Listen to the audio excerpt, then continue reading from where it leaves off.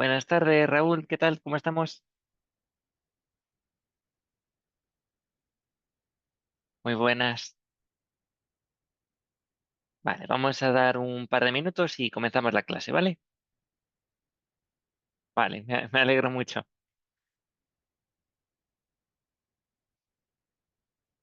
¿Desde dónde te conectas, Raúl?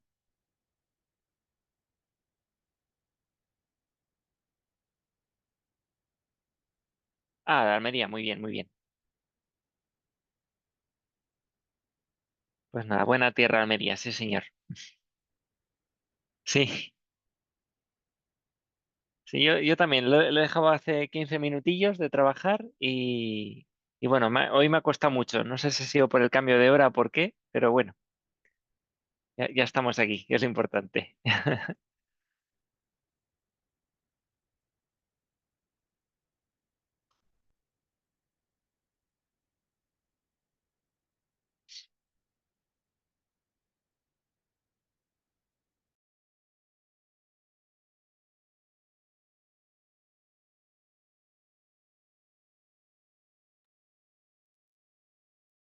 Sí, sí, ya volvemos a entrar de noche, pero bueno, por lo menos tenemos las tardes con mucha luz. Así que bueno, yo prefiero este horario, por lo menos, de luz.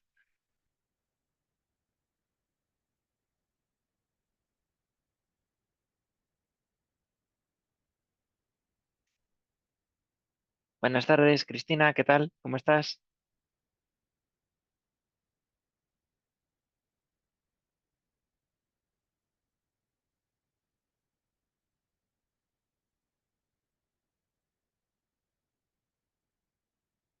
Buenas tardes, Noelia.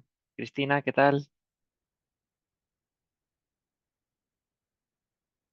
Vale, pues bueno, pues yo creo que podemos ir comenzando. La verdad es que hoy un día un poco raro porque, bueno, hemos tenido el cambio de hora y normalmente no se hace al mismo tiempo que Latinoamérica en muchas ocasiones. Entonces no sé muy bien cómo habrá pillado a la gente un poco en horario de trabajo, o si muy pronto, muy tarde. Pero bueno, como se quedan grabadas, pues bueno, hasta que se vuelva a recuperar un poco el ritmo, pues bueno, hoy un día un poco raro. ¿Vale? Entonces, bueno, pues vamos a seguir un poco con lo que veníamos viendo, ¿vale? No sé si tenéis alguna duda, algún comentario de la semana pasada que queréis que resaltemos, que comentemos, ¿vale? Si no, pues bueno, pues empezamos. Hoy el objetivo un poco es terminar el tema 2, ¿vale? Que estábamos el otro día con él. Nos queda muy poquito y luego pues empezar con el tema 3, ¿vale? Vale, bueno, pues si no tenéis ninguna duda, pues seguimos un poco con el tema 2, ¿vale? Vamos a ver si lo acabamos. La verdad es que lo que nos queda pues es bastante fácil, ¿vale? El otro día, básicamente en el tema 2 pues lo que estábamos comentando, pues era un poco, bueno, a qué nos referíamos con el concepto de entidades financieras. Pues estuve hablando mucho sobre entidades de crédito versus entidades de depósito, ¿vale? Y vimos un poco, pues, los modelos de banca que existían, ¿no? Que básicamente, pues, estuvimos viendo un poco lo que era la banca universal por un lado y la banca especializada por otro lado, ¿vale? Yo creo que, bueno, tampoco tenía mucha dificultad en sí mismo, ¿no?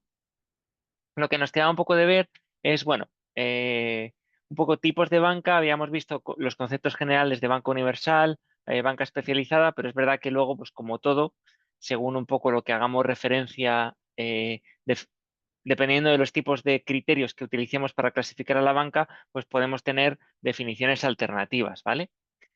Uno poco de los más interesantes, a lo mejor que nos queda un poco de ver, ¿vale? Pues es un poco los tipos de banca según titularidad, ¿vale? Entonces, bueno, pues aquí básicamente pues podemos destacar tres tipos de entidades financieras, ¿vale? Eh, los bancos que se definen públicos, ¿vale? Que básicamente pues la propiedad es básicamente le corresponde a entidades públicas, fundamentalmente. Normalmente son o entidades nacionales o pueden ser incluso pues casos supranacionales, ¿no? O sea, bancos que no son de un país en concreto, sino que su aplicación pues es de una área geográfica pues mucho más amplia, ¿no? Por ejemplo, el Fondo Monetario Internacional, por ejemplo, o el Banco Europeo de Inversiones, ¿vale? Pues por ejemplo, son entidades bancarias, se podrían llamar así, con carácter supranacional, ¿vale? Bueno, el Fondo Monetario Internacional no tanto, pero por ejemplo el Banco Europeo de Inversiones, por ejemplo, sí que podría ser eh, una entidad supranacional y encima pues público, ¿no? También tendríamos el Banco Mundial, por ejemplo, pues es otro tipo de entidades de esta naturaleza, ¿vale?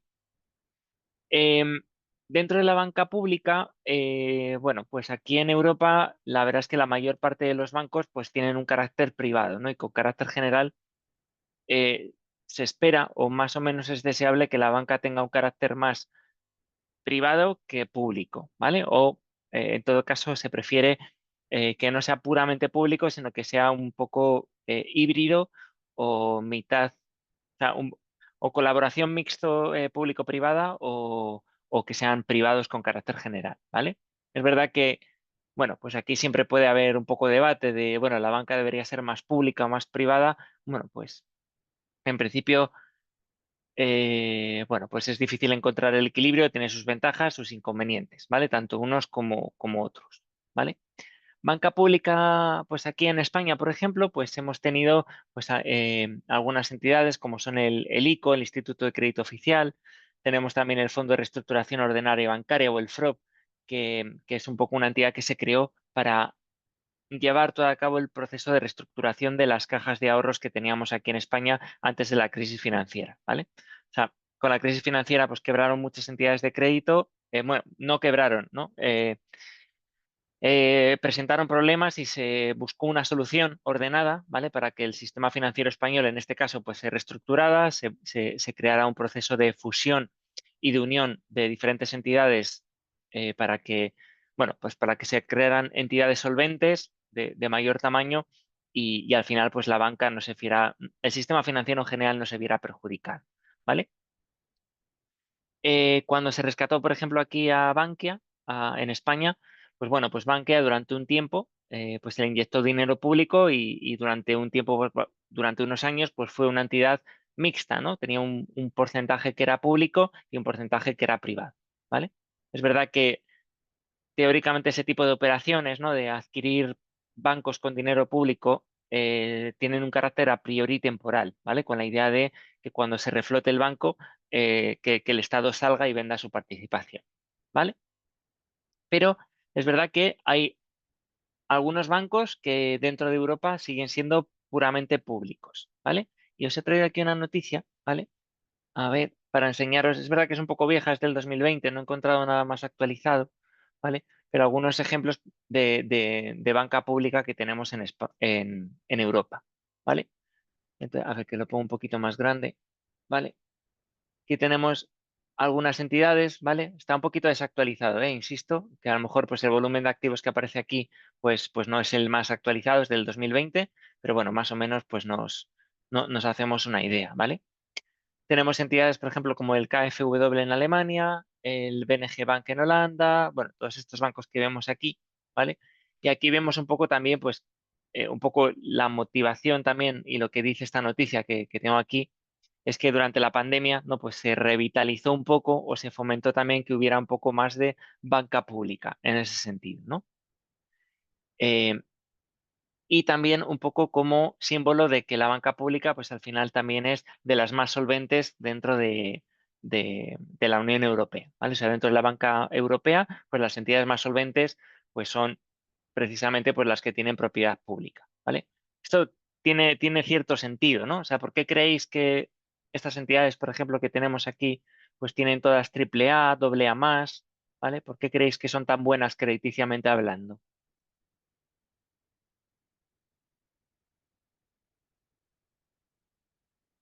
Vale, pues como dice Raúl, o sea, al final, claro, es que lo que está por detrás respaldando es el gobierno, ¿no? Como dice Raúl, ¿vale? Pues es el gobierno, el Tesoro de Alemania, el Tesoro de Holanda, ¿vale? El Tesoro noruego. Entonces, al final, se estima pues que esta entidad es difícil que incumpla sus obligaciones porque al final quien tendría que incumplir por ese carácter público, ¿no? De propiedad pública, pues realmente es el gobierno que está por detrás, ¿vale? El Estado correspondiente, ¿vale?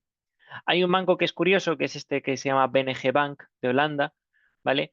que es un modelo un poco más híbrido, ¿vale? Es en torno a un 50-60% público, ¿vale? El resto es privado, pero es verdad que aunque la propiedad sea un poco compartida público-privada, realmente la gestión es privada, ¿vale? Es, bueno, es una manera pues de incentivar o de motivar lo mejor de cada mundo, ¿no? El privado, teóricamente, porque gestiona mejor los recursos, ¿vale? Y el público, bueno, pues porque seguramente pues tenga un carácter más social y más abierto a no mirar tanto simplemente el criterio de rentabilidad, ¿no? Por ejemplo. Entonces, bueno, pues es una fórmula interesante, ¿vale? Y bueno, pues os lo he traído un poco simplemente por curiosidad, ¿vale? Vale. Pero vamos, no tiene mucho más, ¿vale? Y seguramente pues nada que no sepamos ya, ¿no? Que hay bancos pues públicos, privados y mixtos, básicamente, ¿vale? Vale. Entonces yo creo que aquí ya un poco lo único que me queda, así de decir, de un poco relevante, ¿no? De este tema es, bueno, cuáles son las perspectivas un poco del sistema financiero en general, por ejemplo, europeo, ¿vale? Es mundial, ¿vale? Pero en este caso más europeo sobre todo. Hemos tenido unos años donde ha habido un proceso muy fuerte de concentración bancaria, ¿vale? Sobre todo, pues a raíz de la crisis bancaria, pues básicamente lo que, bueno, pues se ha entendido es que había demasiadas entidades de muy pequeña naturaleza, muy pequeñas, y que al final pues no era tan viable pues tener entidades muy pequeñitas en un entorno que era muy cambiante y cada vez más globalizado, ¿vale? Entonces, en esta imagen, por ejemplo, eh, bueno, pues es una imagen que no ha cambiado mucho en los últimos años, ¿vale? Pero resume un poco lo que ha ocurrido desde el año 2007 al 2020 aquí en España, ¿vale? Donde teníamos, si no recuerdo mal, como en torno a unas 46 cajas de ahorros, ¿vale? Independientemente de las entidades privadas que había por otro lado, ¿vale? Los bancos privados como Banco Santander, La Caixa, etcétera, ¿vale? Había 46 cajas de ahorros que son un poco las que tenemos aquí, por ejemplo, Guadalajara, Caja Sol, Caja Navarra, Caja Burgos, ¿vale? Y como pues desde el año 2007 hasta el 2020 pues han sufrido un proceso de reestructuración y prácticamente pues ya no queda ninguna como lo entendíamos en el año 2007, ¿no? Se han ido formando conglomerados de cajas o siendo absorbidas por grandes grupos como CaixaBank, BBVA, Santander, ¿vale? Y de hecho, el último proceso un poco en el que España está envuelta, por así decirlo, es la unión de BVA, que le tenemos aquí abajo, con el Banco Sabadell, ¿vale? Actualmente pues hay una fusión, una OPA hostil por parte del BVA al Banco Sabadell y bueno, pues están un poco viendo qué pasa, si prospera la OPA, si no prospera y también un poco si tiene la aprobación aquí del gobierno y también del el visto bueno de Europa, porque también cuanto más grandes sean las entidades bancarias, pues también se entiende que hay que hacer un análisis un poco de competencia y si puede restringir un poco tanto la competencia como incurrirse en alguna posición dominante de mercado, ¿no? Por ejemplo. Entonces, bueno, estamos en ese proceso, ¿vale? Eh, no sé si está acabado el proceso porque al final, bueno, pues van quedando entidades que son más pequeñas y al final pues hay una tendencia a crear un sistema financiero robusto con pocas entidades, pero que sean grandes y solventes, ¿vale? Básicamente esa es un poco la premisa, ¿vale? Esto, pues, ¿qué es mejor? ¿Tener bancos pequeños? eh,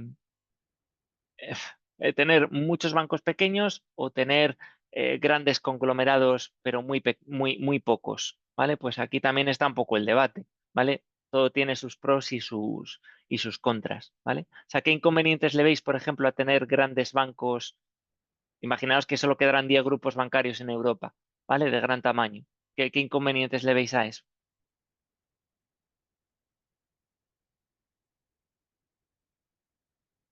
A ver, Gabriel, ¿ves sentido a la operación sin que hubiera una fusión que se rumorea últimamente? Te refieres al BVA con Sabadell, ¿no? Pues no lo sé. O sea, esto es un poco. O sea, yo lo que veo, por ejemplo, pero es opinión personal, Gabriel, el que la fusión BVA-Sabadell en cuanto a una OPA no la veo muy viable, ¿vale? Porque han llegado a una situación que es completamente diferente, también en las condiciones en las que se va a dar la OPA, que son totalmente diferentes de cuando se lanzó inicialmente, ¿vale? Entonces, al BVA, por ejemplo, acudir a una OPA hostil con Sabadell en condiciones diferentes de mercado y de precio de las acciones, pues creo que no le interesa demasiado, pero es un poco mi, mi opinión, ¿vale? Desde mi punto de vista, creo que a lo mejor sería más interesante, como dices, un proceso un poco de unión consensuada entre las dos entidades. Pero ya sabes que aquí pues es un poco juego también un poco de egos y de quién tiene poder al final, ¿no? Al final, bueno, pues podrían crear una entidad muy grande y muy solvente a nivel de España y también europeo, pero bueno, al final, pues no sé cómo acabará la cosa, básicamente. ¿Vale? Raúl, si solo hubiera grandes bancos y poco, si quiebra, pues se va todo, sí, ¿no? O sea, al final tiene sus riesgos, bancos muy grandes, si consigues que sean solventes, eh, no habría ningún problema. En principio, grandes entidades bancarias lo que fomentan también es eh, con carácter general a ser más eficientes en el corto plazo porque son más grandes y no existe esa duplicidad un poco que existen de costes, ¿vale? O sea, al final cuando tú tienes 46 entidades, por ejemplo, pasaba en las cajas de ahorros diferentes, ¿vale? Eh, veías en España calles enteras con las mismas oficinas de 10 bancos diferentes, ¿vale? Cuando se ha abierto un proceso de fusión, pues al final obtienes un mayor tamaño y que en vez de necesitar estar las 10 entidades financieras en una calle, pues simplemente con una única oficina perteneciente a todas ellas, pues es suficiente, ¿no? O sea, es mucho más eficiente. Cuando tienes un tamaño más grande, pues te puedes financiar a unas condiciones de mercado pues que son mucho mejores que cuando eres una entidad pequeña también, por ejemplo. ¿Vale? O sea, técnicamente, en cuanto a estructura y eficiencia, pues es mejor ser más grande. ¿Vale? Pero bueno, un poco coincido con lo que estáis poniendo. O sea, al final eh, tienes mayor riesgo de quiebra siempre y cuando no haya un seguimiento muy, muy riguroso de lo que están haciendo las entidades bancarias, ¿vale? También restringes la competencia. Al final, si puedes elegir entre 46 entidades bancarias, pues tendrás una oferta mucho más rica que si solo puedes acceder a hipotecas de 5 bancos diferentes, ¿vale?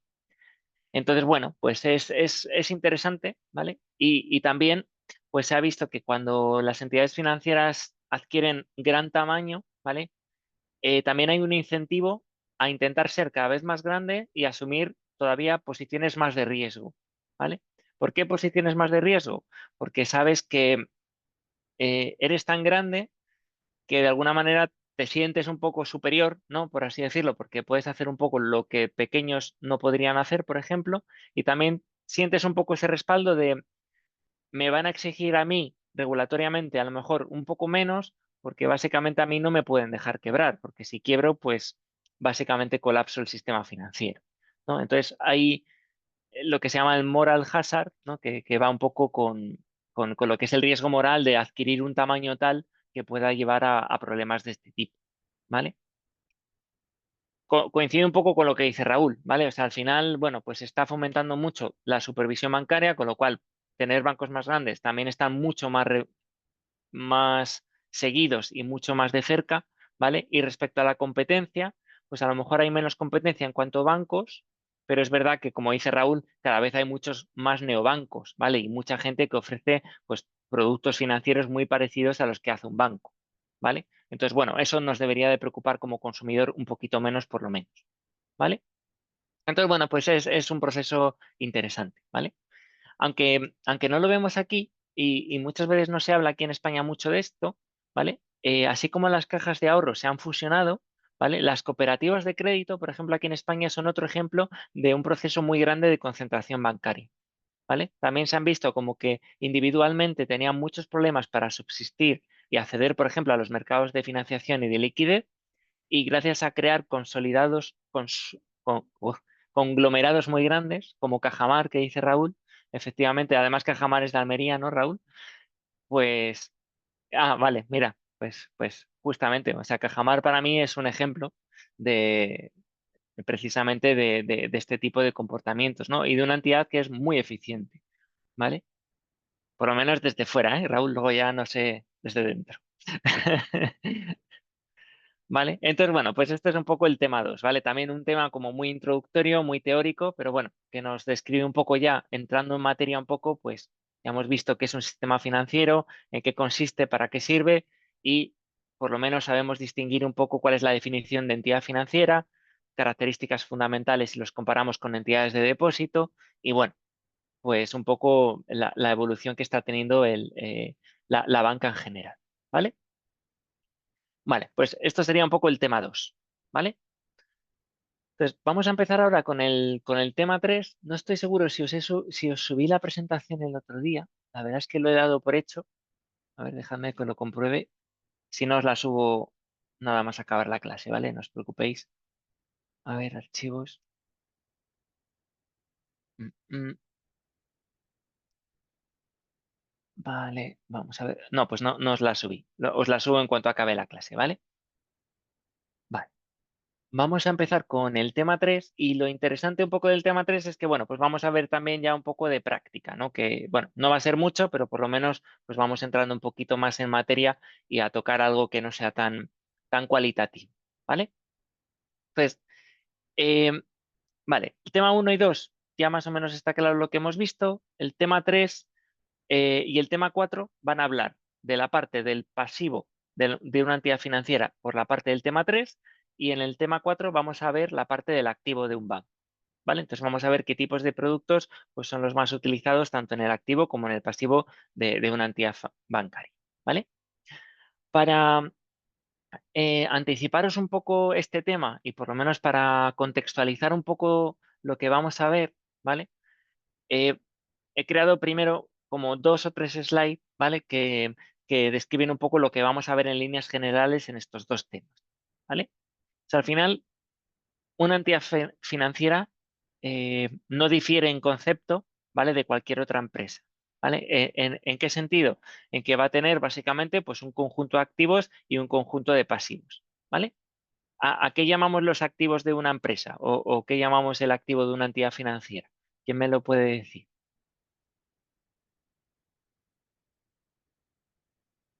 ¿Vale? O sea, ¿qué es un activo de un banco? A ver. Raúl dice que una hipoteca. Vale. Sí. O sea, es un tipo concreto de producto que es una hipoteca, ¿no? Vale. ¿Por qué es una hipoteca? Un préstamo. Vale. O sea, pero conceptualmente, ¿vale? Sí, como dice Gabriel, o sea, es todo lo que genera rendimiento. Bueno, puede generar rendimiento, pero también te puede generar pérdidas, ¿no? O sea, el tema es que todos los activos es el conjunto de bienes y activos que tiene una entidad financiera, ¿vale? Entonces, pueden ser, efectivamente, como decís vosotros, todo tipo de productos, préstamos, hipotecas, todo lo que genera intereses. Estoy totalmente de acuerdo, productos de activo, ¿vale? Pero también las oficinas o la propia caja o tesorería que tenga el banco también es un activo del banco, ¿no? ¿Estáis de acuerdo con eso? ¿Vale? Eso es, como dice Gabriel, ¿vale? O sea, todos los recursos, eso, como dice Johnny, todos los recursos tangibles e intangibles que posee y que permitirán generar beneficios económicos en el futuro. Vale, efectivamente es una definición buena, ¿vale? Y de hecho, como veis, pues no difiere en concepto de lo que es el activo para otra empresa cualquiera, ¿vale? En la parte de los pasivos, pues va a ser lo contrario, ¿vale? O sea, va a ser todos aquellos, aquellos em, activos, es que no quiero decir la palabra activos, ¿no? O sea, van a ser todas las deudas, ¿vale? O compromisos que tenga ese banco para con terceros, ¿vale? Entonces, esos terceros pueden ser o los propios accionistas, que sería la parte de los recursos propios, ¿vale? O eh, otros terceros, como pueden ser otras entidades financieras que le den un préstamo a la entidad financiera, podemos ser nosotros que depositamos nuestro dinero en una entidad, en la entidad bancaria, ¿vale? O sea, al final es todo tipo de deuda que tenga la entidad financiera con otros, ¿vale? O sea, en eso no difiere, básicamente, ¿vale? Lo que ocurre es que las entidades financieras, un poco por sus características, ¿vale? Pues es verdad que tienen que tener, ya comentamos en el tema uno, ¿vale? Pues un control muy exhaustivo, ¿vale? De cómo gestionan sus activos y sus pasivos, ¿vale? Y diríais, bueno, pues como cualquier empresa, tiene que tener un control de cómo es el balance, ¿no? Entre los activos y los pasivos, ¿vale? En una entidad financiera, la particularidad un poco que tiene es que de por sí tiene que gestionar un poco un riesgo de balance, ¿vale? Y riesgo de estructura que normalmente otra empresa no tiene tan acusado, ¿vale? O sea, tened en cuenta que lo que comentábamos en el primer tema es que una entidad financiera al final coge nuestros depósitos a un año o a 6 meses, ¿vale? Y con eso concede préstamos a 15 años, a 10 años, a 5 años, ¿vale? A más largo plazo, ¿vale? Y también el perfil de riesgo de la gente que presta al banco versus los activos que concede el banco, pues también es diferente, ¿vale? Que era justo una de las labores que decíamos que hacía el sistema financiero, ¿vale? Entonces tienen que controlar mucho esto, porque si lo gestionan mal y no controlan bien, por ejemplo, el riesgo que tienen los activos que conceden, las hipotecas, ¿vale? Al final, si una hipoteca deja de pagar, ¿vale? Básicamente no vas a recibir los flujos de estos activos, por lo tanto podrías no poder pagar a tus pasivos, ¿vale? O simplemente se te reduce el valor de los activos y por lo tanto los activos que tú tengas pueden ser inferiores a todos los pasivos que tú llegas a tener, ¿vale? Entonces, si tú tienes más deudas que activos, pues al final tienes un problema también, ¿vale? Entonces, es un poco la importancia de este control, ¿vale? Y precisamente de que sea un sector tan regulado, ¿vale? Como ya habíamos comentado en el pasado, ¿vale? Em, los activos principales del banco, ¿vale? Es lo que se llama la cartera crediticia, como bien vosotros estabais comunicando, ¿vale? O sea, es verdad que son los inmuebles, pues, terrenos que pueda tener el banco, las oficinas, ¿vale? Pero al final, la mayor parte de los activos de un banco, ya lo veremos también en el tema correspondiente, pero son lo que es la cartera crediticia, el conjunto de préstamos y créditos que concede, ¿vale? Que es de donde saca básicamente la rentabilidad, ¿vale? Entonces, relacionado con esos activos, pues básicamente está la generación de riesgo de crédito, ¿vale? El riesgo de crédito que básicamente es pues, que el banco preste y es el riesgo de que ese capital prestado no le sea devuelto, básicamente, ¿vale? Entonces, productos que están sujetos a riesgo de crédito, pues préstamos y créditos, líneas de leasing, líneas de descuento, financiación a la importación-exportación, las tarjetas de crédito, los descubiertos, los avales, ¿vale? Eso es todo lo que vemos aquí. Entonces, ¿qué productos son de activo? ¿Vale? Pues todos los productos de activo o los más importantes, pues son los que vamos a comentar en el tema siguiente, en el tema 4. ¿Vale? En esta parte, en este tema, lo que vamos a ver es los productos de pasivo o cómo el banco consigue captar eh, justamente estos pasivos, esta financiación para conseguir dar sus activos, ¿vale? O sea, ¿cómo lo hacemos? ¿Qué tipos de productos normalmente existen en una entidad bancaria que le permiten captar recursos? ¿Vale? Eso es un poco lo que vamos a ver en este tema, ¿vale? O sea, este tema, parte de pasivos, el tema siguiente, parte de los activos, ¿vale? ¿Está claro esta parte? Vale, vale. O sea, fijaros también aquí, he puesto, esto ya volveremos sobre ello, ¿vale? En el tema correspondiente, ¿vale? Pero em, precisamente para recalcar un poco la importancia de esa regulación que existe un poco en el sistema financiero, ¿vale? Lo que yo quería reflejaros aquí un poco es esta gráfica que tenemos aquí, ¿vale?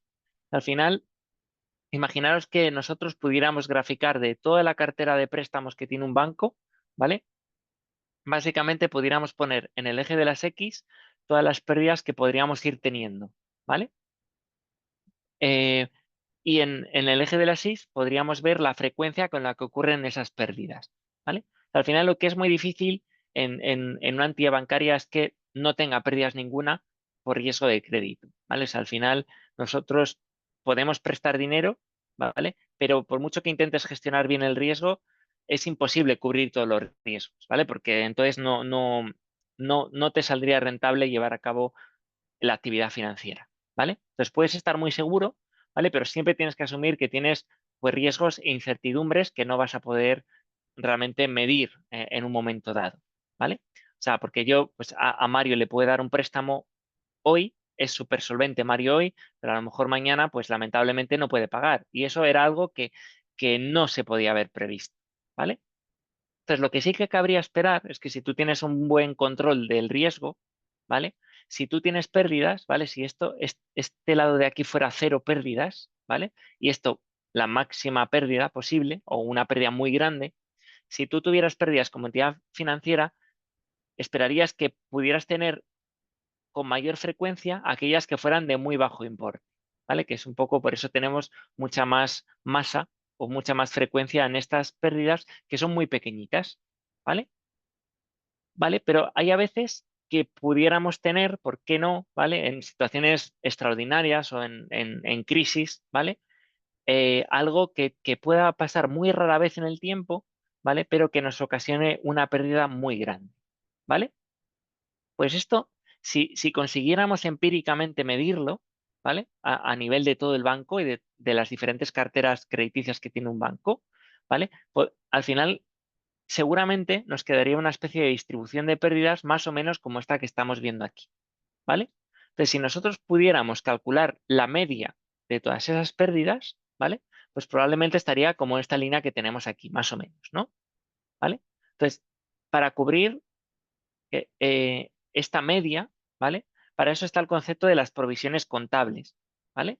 O sea, cuando un banco dice, oye, pues ha incrementado su volumen de provisiones o no pasa nada porque están las pérdidas aprovisionadas, ¿vale? Lo que realmente está midiéndote es esto, es si yo ya sé que históricamente todos los años tengo un 3% de pérdidas en los préstamos que concedo, ¿vale? Pues eso para mí no es nada nuevo, o sea, ya sé que es una pérdida esperada, ¿vale? Es una pérdida esperada porque yo siempre tengo más o menos en torno a un 3% de pérdidas. Inevitable, ¿vale? Entonces, como ya sé que tengo un 3% de pérdidas, pues eso, lo puedo provisionar, lo puedo meter como un gasto, ¿vale? No lo voy a utilizar, aunque tenga el dinero, ¿vale? Porque ya sé que va a ocurrir y teniendo ese dinero ahorrado, por así decirlo, pues voy a cubrir las pérdidas que yo espero tener simplemente por el hecho de operar y ser una actividad bancaria, ¿vale? Pero ¿vale? Para eso están las provisiones, básicamente, ¿vale? Pero hay ocasiones, ¿vale? Que se dan eventos, pues como la crisis financiera del 2008-2009, ¿vale? El COVID, ¿vale? Bueno, el COVID la verdad que fue un poco raro, pero bueno, eventos muy raros, la caída de Lehman Brothers, por ejemplo, ¿vale? Que pueden hacer que tengas unas pérdidas tan grandes, ¿vale? Que pueden hacer que básicamente tu banco se tambalee y que no puedas sostener las pérdidas, ¿vale? Entonces, lo que les están exigiendo a los bancos, ¿vale? Regulatoriamente hablando, es tener unos niveles de capital suficientes para cubrir un determinado percentil de esta curva de distribución de pérdidas, ¿vale? De tal manera que, por ejemplo, si nos pusiéramos en el percentil 99,9, ¿vale? Que sería un poco lo que te exige un poco Basilea, lo que está diciendo es que realmente tu capital, ¿vale? Cubriría hasta el 99,9% de las pérdidas que tú podrías llegar a esperar en todo un ciclo económico, básicamente, ¿vale? Entonces, por eso, cuando oigáis un poco que los bancos pues dicen, oye, pues tiene un buen ratio de capitalización o se le está exigiendo unos ratios de capital cada vez más elevados, ¿vale? Pues precisamente es para cubrir, o sea, el capital lo que trata de cubrir es la diferencia entre la pérdida esperada, porque ya lo tiene provisionado, y un determinado percentil de esta distribución de pérdidas, ¿vale? Entonces, es como decir, bueno, si tú llegas a tener unas pérdidas por aquí, por aquí, por aquí, por aquí, bueno, pues no pasa nada porque para eso ya tienes tu capital que va a absorber, va a actuar de colchón para que no para que no quiebres, básicamente, ¿vale? A ver, ¿qué me habéis preguntado? A ver, Raúl, ¿sería el fondo de garantía de depósitos? No, el fondo de garantía de depósitos es otra cosa, ¿vale? O sea, esto es a nivel de la solvencia propia de la entidad financiera, ¿vale? Independientemente de eso, ¿vale? El fondo de garantía de depósitos actúa como un seguro adicional, ¿vale? Bueno, no es un seguro adicional, es un seguro que hace que si la entidad, por lo que fuera, llegara a quebrar, ¿vale? Imaginaos que la pérdida es tanto que ni su capital puede absorber las pérdidas, ¿vale? No pasa nada desde el punto de vista de los depositantes porque hay un seguro por detrás, el Fondo de Garantía de Depósito, al que tienen que aportar las entidades financieras también periódicamente una cantidad que respondería ante ante determinadas cantidades que nosotros tengamos como depósito, ¿vale? No sé si lo explica bien, Raúl.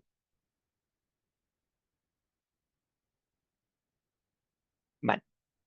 Gabriel, ¿esas provisiones son deducibles fiscalmente? Sí, sí, porque normalmente las provisiones contables son un gasto en la cuenta de pérdidas y ganancias, y un gasto en la cuenta de pérdidas y ganancias a efectos prácticos es como decir que ganas menos, ¿vale? Entonces, como tributas por lo que ganas, pues realmente estás tributando sobre una cantidad menor, ¿vale? O sea, las provisiones contables son deducibles fiscalmente, ¿vale? Vale, entonces, bueno, es simplemente porque contextualizar un poco, bueno, pues el papel un poco, ¿no? de lo regulado que está el sistema financiero y cómo hila esto un poco con los productos de activo y pasivo que vamos a estar viendo un poco, ¿vale? Y cómo pues la gestión o mismatches que se pueden dar entre activos y pasivos, pues es muy importante, sobre todo en un contexto, pues como es el bancario, ¿vale? A ver, Mario, ¿qué preguntas? Los bancos tienen que prestar el dinero porque si no pierden dinero. Vale, total. Lo lógico es manejar la liquidez del banco en analogía con el inventario de productos disponible para la venta en una empresa comercial. Es decir, el banco puede ser muy líquido, pero si no se arriesga con precisión, no va a ser necesariamente rentable para llegar a ser solvente. Vale, sí. O sea, lo que yo creo que, Mario, corrígeme si me equivoco, va un poco en línea con lo que comentaba. O sea, al final intentar cubrir todos los riesgos, ¿vale? Y solo prestar, por ejemplo, a la gente que sabes de seguro que sí o sí o sí te va a pagar, ¿vale? Con total certeza, que nunca tienes total certeza, no es viable, ¿vale? Porque al final tienes que hacer un equilibrio entre tomar una cierta posición de riesgo y la rentabilidad que quieres ganar, ¿vale? Entonces, lo que intentan un poco los reguladores en este sentido es poner un poco un punto de equilibrio, ¿vale? Que los bancos no incentiven solo la rentabilidad, sobre todo a corto plazo, y que miren también un poco por la gestión de los riesgos, ¿vale? Es un poco el objetivo, ¿vale? Entonces, ese equilibrio, pues a veces es complicado, ¿vale? Porque los bancos, pues al final siempre vas a tener esa dicotomía. Los bancos siempre se van a quejar de que si tú les estás regulando completamente y les estás mm, restringiendo, pues al final no van a poder hacer negocio, ¿vale? Al final también el regulador tiene que encontrar un equilibrio, ¿vale? Porque si tú ahogas a un banco y le dices, no, me lo invento, el 10% de tus activos lo tienes que guardar como capital, como fondos propios, lo que estás haciendo es que un banco no pueda sacar rentabilidad a ese 10% que tiene que tener guardado, ¿vale? Entonces, puede llegar a un momento en el que al banco diga, bueno, pues no me interesa seguir dando dinero a, a empresas porque, bueno, pues porque no saco rentabilidad, básicamente, ¿vale? Entonces, bueno, es un equilibrio complicado, ¿vale? Pero al final, bueno, pues al final, bueno, pues se acaba más o menos capeando, ¿vale? Entonces, bueno, para todo el control de riesgos de los bancos, pues los bancos tienen muchos modelos por detrás para calcular todo este tipo de cosas, ¿vale? Para calcular cuánto capital tiene que tener, para controlar que damos préstamos a la gente que realmente va a poder pagarlo o con mayor probabilidad de pago. Em, También es interesante ver no solo cómo está la cartera actualmente, sino cómo puede ir potencialmente en función un poco de los escenarios macroeconómicos que están previstos, ¿vale? Entonces, fijaros pues que hay muchísimos modelos, pues hay modelos de scoring y modelos de rating, ¿vale? Que estos son justo los modelos de admisión, un poco para saber si concedemos o no operaciones a los clientes, ¿vale? En función de sus características. Modelos de decisión. Estos modelos de decisión, por ejemplo, nos sirven para determinar estrategias, por ejemplo, como el pricing que tenemos que aplicar a los diferentes productos, ¿vale? O sea, si Cristina, por ejemplo, pues tiene mucho más riesgo que Johnny, ¿vale? Pues a lo mejor no quiere decir que a Cristina no le dé el préstamo, pero sí que tendré que aplicar una política de pricing pues ligeramente diferente porque el riesgo que asumo es mayor, ¿vale? Entonces, eso me ayuda, los modelos de decisión pues me ayudan, ¿vale? Por ejemplo, ¿cuánto capital tengo que tener como banco?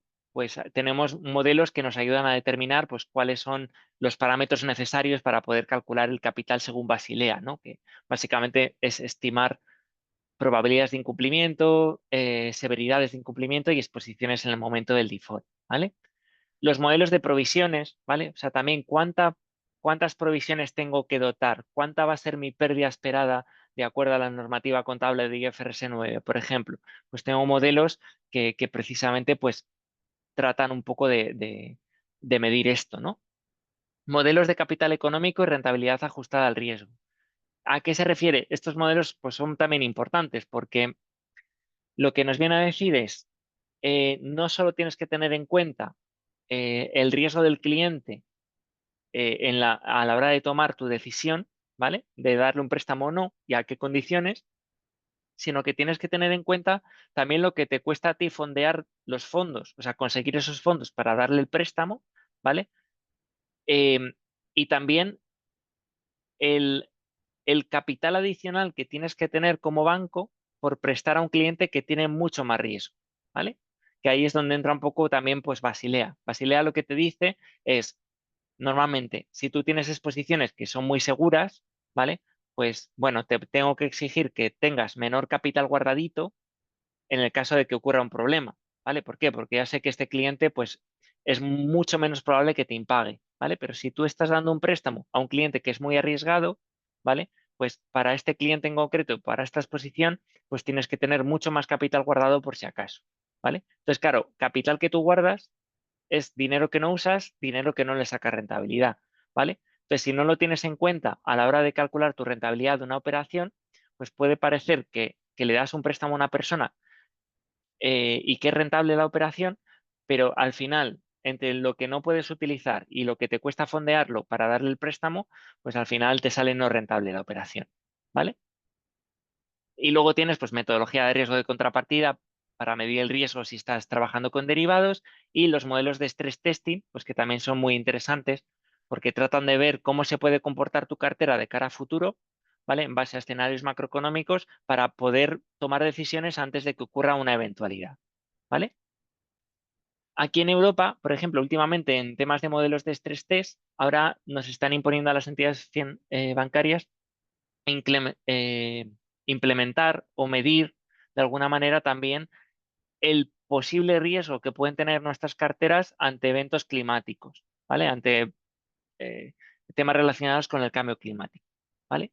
Entonces esto pues incluye muchas cosas. Pues, por ejemplo, cómo se puede comportar tu cartera de préstamos hipotecarios, por ejemplo, si estás teniendo muchos préstamos hipotecarios en zonas que se inundan fácilmente, por ejemplo, ¿vale? Pues bueno, pues lo tienes que reflejar de alguna manera y puedes tener pérdidas adicionales precisamente por estar en zonas que se inundan con mucha frecuencia y que lo pueden hacer con mayor frecuencia en el futuro, ¿vale? ¿Por qué? Porque al final pensar que si yo a Alex le presto dinero para comprar una casa, ¿vale? Y la casa sirve como garantía del préstamo y esa casa está situada en una zona que se inunda fácilmente, ¿vale? Pues ¿qué va a pasar con el valor de la casa probablemente si se inunda fácilmente? ¿Va a subir o va a bajar? Claro, tenderá a bajar, ¿no? Entonces, si baja, el valor de mi garantía también baja, entonces voy a tener un riesgo adicional, ¿vale? Esa es un poco la filosofía, ¿vale? A lo mejor en casos particulares se ve un poco menos, pero en una empresa es muy clara. Si yo te estoy dando un préstamo para que construyas una fábrica y me la construyes al lado de un río y ese río te va a inundar la fábrica, es que si no fabricas porque se te ha inundado la fábrica, no me vas a poder pagar el préstamo de vuelta, ¿vale? Entonces, bueno, pues es bastante interesante y ahora estamos un poquito con esas cosas, ¿vale? También hay mucho, bueno, hay mucho, no sé, mucho ruido respecto a los modelos de estrés test climáticos también, porque también, bueno, pues las metodologías son menos robustas, está todo un poco a desarrollar y bueno, pues va costando calibrar un poco los modelos, ¿vale? Vale, entonces, bueno, pues que, o sea, tenéis claro un poco el contexto, ¿no? Más o menos de lo que vamos a ir viendo. Ahora vamos a ver los productos un poco de pasivo y en el próximo tema, pues ya los productos de activo, ¿vale?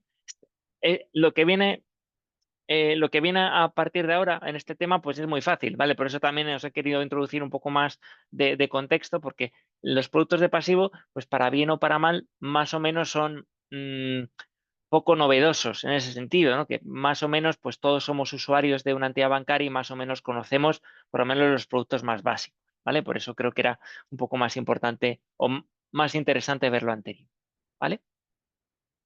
Raúl.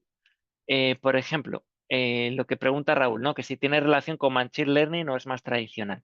Bueno, la manera en la que se crean todos estos modelos que os pongo aquí, pues hay un poco mezcla, ¿vale? Normalmente, di- eh, todos estos modelos se utilizan, o sea, la metodología puede ser muy variada, ¿vale? Pero con carácter general, el tema del uso del Machine Learning, ¿vale? Va un poquito más lento en la banca que a lo mejor en otros sectores, ¿vale? O sea, una cosa es lo que te intenten vender un poco por detrás, ¿vale? Y lo que potencialmente se podría hacer, ¿vale? Y otra cosa es cómo se traduce en la realidad del día a día de lo que hacen las entidades financieras, ¿vale? O sea, ¿puedes utilizar Machine Learning para hacer todos estos modelos? Por poder puedes, ¿vale? Que se esté haciendo va un poco a un ritmo mucho más lento del que podría esperar, ¿vale? ¿Por qué? Porque tenemos, eh, eh, para bien o para mal, muchos de estos modelos se toman decisiones en base a ellos, ¿vale? Entonces es verdad que el Machine Learning, aunque mejores en algunas cosas, mejoras computacionalmente, haces modelos que probablemente sean mucho más finos o que funcionen mejor, es verdad que en muchas ocasiones pierdes un poco el control de lo que están haciendo por detrás, ¿vale? Entonces, si de momento no hay mucha ganancia por aplicar técnicas un poco más complejas respecto a métodos más tradicionales, ¿vale? Pues de momento en algunas cosas pues utilizan métodos todavía más tradicionales, ¿vale? Eh, que técnicas más avanzadas, ¿vale? Entonces, modelos de stress test, modelos de ratings, de scoring, de provisiones, estás un poco restringido a lo que tienes que ir haciendo, ¿vale? Y tienes que controlar un poco lo que sale del modelo.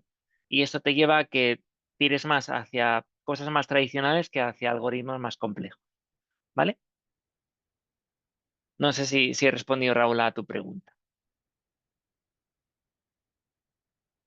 ¿vale?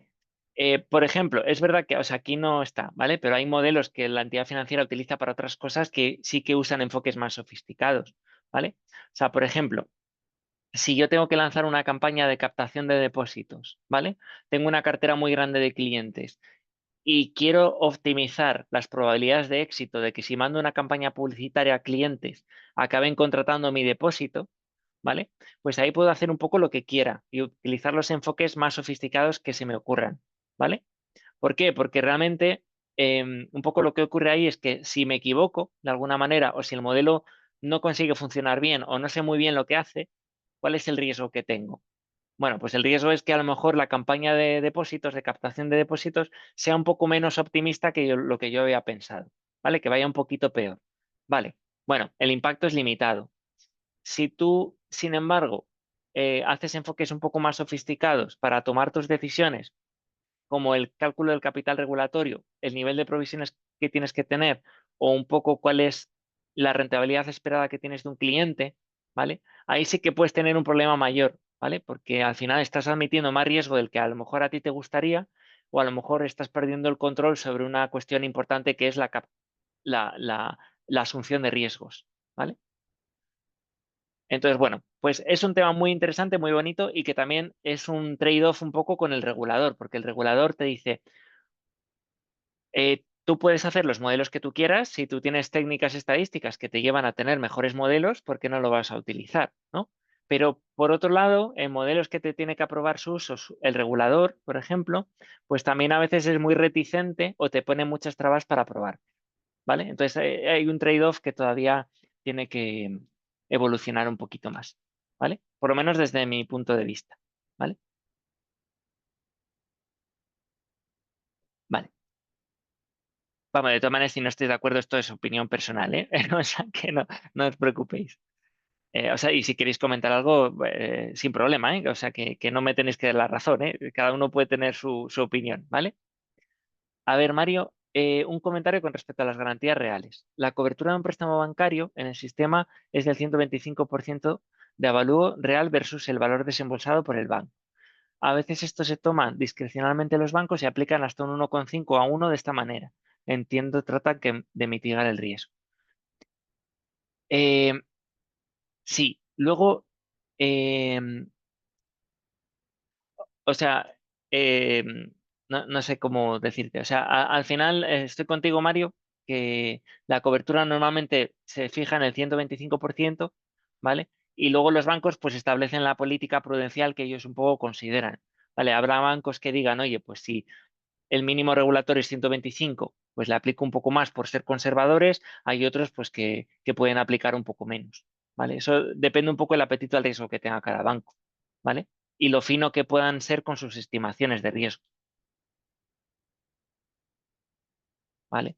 Y de la política comercial que quieras tener en cada momento. Si quieres enfocarte a un sector concreto de empresas y ves que con esos niveles de garantías no consigues financiar a ninguna empresa, pues tendrás que relajar tu política, ¿vale? No, no sé si está alineado con tu comentario. Yo creo que es lo que dices tú, ¿no, Mario? Vale. Vale, no, no, nada. A vosotros por vuestras aportaciones. Yo lo valoro mucho. Vale, entonces, bueno, pues volviendo un poco a los productos de pasivo fundamentalmente, ¿vale? O sea, ¿cómo captan pasivo las entidades bancarias? Pues básicamente tienen, pues, aquí lo dividimos en dos grandes bloques, ¿vale? El primero es mediante el adquirir recursos propios, mediante el mercado de valores, ¿vale? Aquí, pues, una entidad financiera, pues, puede emitir bonos, obligaciones, acciones, ¿vale? Como cualquier otra empresa, ¿vale? O mediante otras fuentes crediticias, que es lo que se llama las operaciones pasivas crediticias, ¿vale? Entonces, ¿qué hay en estas operaciones pasivas crediticias? Pues fundamentalmente tenemos tres fuentes de financiación. El Banco Central Europeo, aquí está mal escrito, es BCE, ¿vale? Es decir, los bancos aquí en Europa se pueden financiar mediante el Banco Central Europeo, pueden pedirle financiación, ¿vale? No hay ningún tipo de problema. Operaciones de mercado interbancario, que es, bueno, en vez de pedirlo al Banco Central Europeo, me puede prestar dinero o yo como banco puedo prestar a otros bancos, ¿vale? O sea, el Banco Santander necesita liquidez y BNP Paribas se la concede o viceversa, ¿vale? Y luego tenemos la captación de ahorros y fondos de la clientela mediante contratos, que son los contratos de captación de pasivos. Entonces, ¿qué vamos a tener dentro de esos contratos de captación de pasivo? Pues vamos a tener, pues, los productos que vamos a ver un poco más adelante, ¿vale? Pero van a ser, pues, las cuentas corrientes, los depósitos bancarios, ¿vale?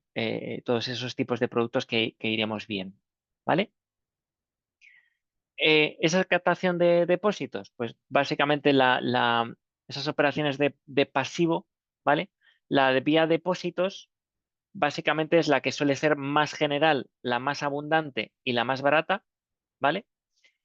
Eh, ¿Por qué? Porque al final normalmente es una financiación que se considera minorista, ¿vale? O sea, los clientes van a entregar el dinero al banco, ¿vale? ¿A cambio de qué? De seguridad y a veces por una pequeña remuneración, ¿vale? Entonces aquí tenemos pues los depósitos a la vista, las cuentas corrientes, las cuentas de ahorro, los depósitos a plazo, ¿vale?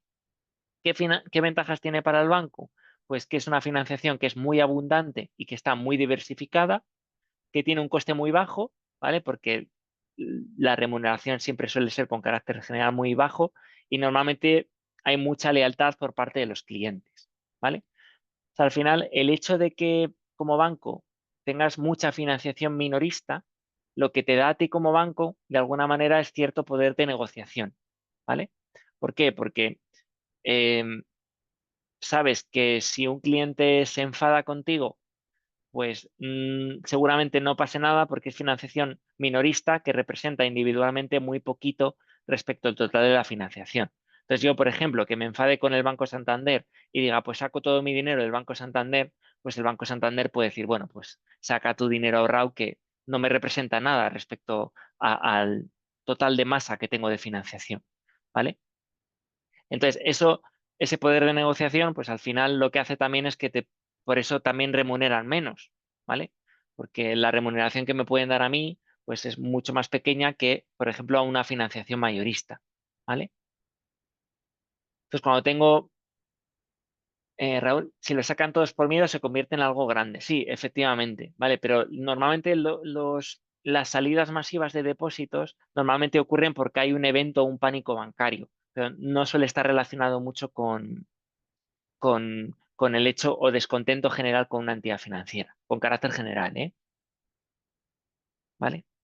Pero bueno, en cualquier caso, al estar tan diversificado, bueno, pues es una ventaja también para los bancos, ¿vale? También tenemos operaciones de mercado, ¿vale? Las operaciones de mercado, pues básicamente es que un banco se financia entre iguales en mercados organizados, ¿vale? O sea, por ejemplo, un banco pues acude al mercado interbancario para pedir prestados pues 200 millones de euros durante una semana, ¿vale? O voy a usar una operación de repo en el que voy a vender un bono a otro banco con el compromiso de recomprarlo a los 7 días, ¿vale? Pues son fuentes de financiación a corto plazo con otros bancos, ¿vale? Entonces, ¿para qué sirven este tipo de financiaciones en el mercado interbancario? Pues para gestionar la liquidez a corto plazo. em, bueno, y sí, bueno, o sea, básicamente es para gestionar liquidez a corto plazo, ¿vale? Y luego tienes los valores mobiliarios, ¿vale? Aquí, pues básicamente es emitir títulos financieros para conseguir dinero, ¿vale? Y luego los inversores, pues te los van a comprar, ¿vale? Aquí tenemos, pues, emisión de bonos garantizados, pagares financieros, titulizaciones, ¿vale? Entonces, esto lo que nos permite es a los bancos acceder a grandes cantidades de financiación. Suele ser más caro y más complejo con carácter general que captar depósitos y normalmente, pues, está sujeto a ciertas condiciones de mercado. Por lo tanto, si hay una crisis bancaria, pues también suele ser más difícil emitir deuda, por ejemplo. ¿Vale? Vale, vale. Entonces, bueno, esto es un poquito lo que tenemos y ya si queréis lo dejamos aquí, ya profundizamos un poco más el próximo día, ¿vale?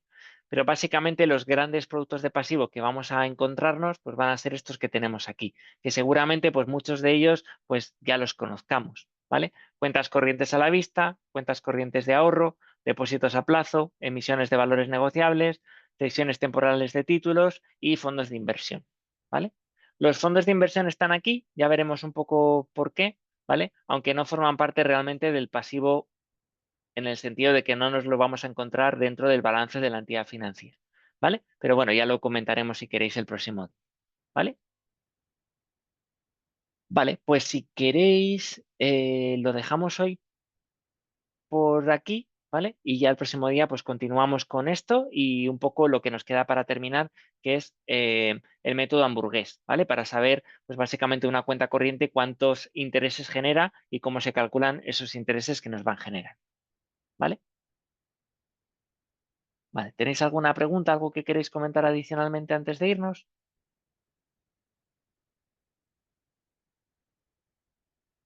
Vale, vale, vale. Pues Raúl, pues si quieres ahora espera un poquito, me quedo 5 minutos más contigo si quieres y me comentas, ¿vale?